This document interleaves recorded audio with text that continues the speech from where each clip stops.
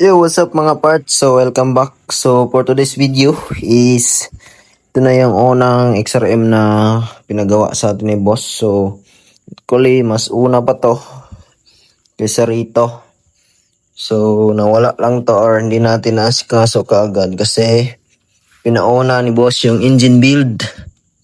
So, yun. Ito yung inuna. Pinabuo doon sa tropang mekaniko Gary Onboard Works. Boss Gary, siyang may specialty sa pagbuo ng mga 4 valve sniper head pitch bike. So pitch bike yan. And all goods na. Tapos na yung makina.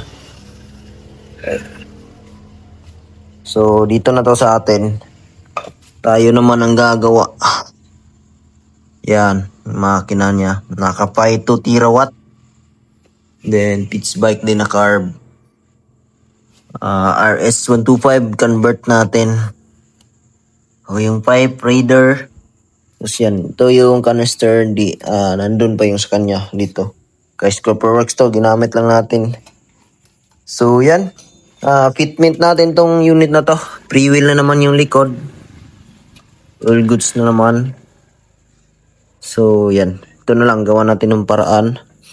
Try natin to ipapunta sa likod para wala to. Tapos ito, yan, tanggalan natin ang washer. Tapos yan, tula natin para fitment. Yan, all goods para ready. Mas maganda sana to pag may spacer na alloy dito. So wala si boss. So yan na lang. And marami pa tayong gagawin. Yung fairings, gusto ko sana to repaint kaso medyo busy pa si boss at wala pa daw siyang budget para rito. So, palitan natin ang T-post, alloy T-post, then to pang RS.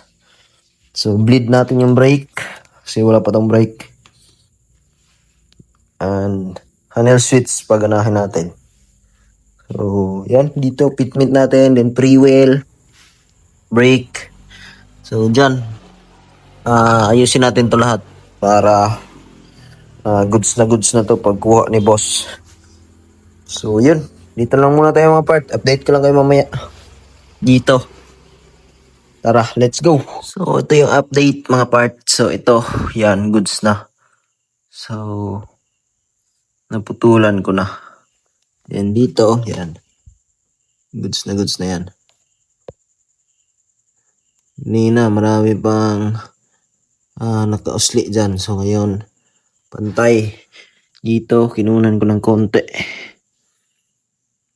Konting-konti lang kasi baka magpalit ng swing arm si boss. Yung legit Thai brand. So baka humaba pa to. So hindi na natin sinagad. And pre-wheel. Pre-wheel yan.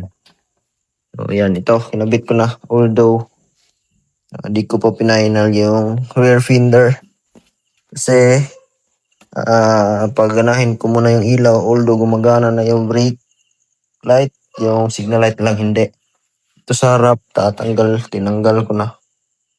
So, babaklisin ko na to. Yan. Tapos, palit tayo ng alloy T-post. So, baklasin ko muna siya mga part. Let's go.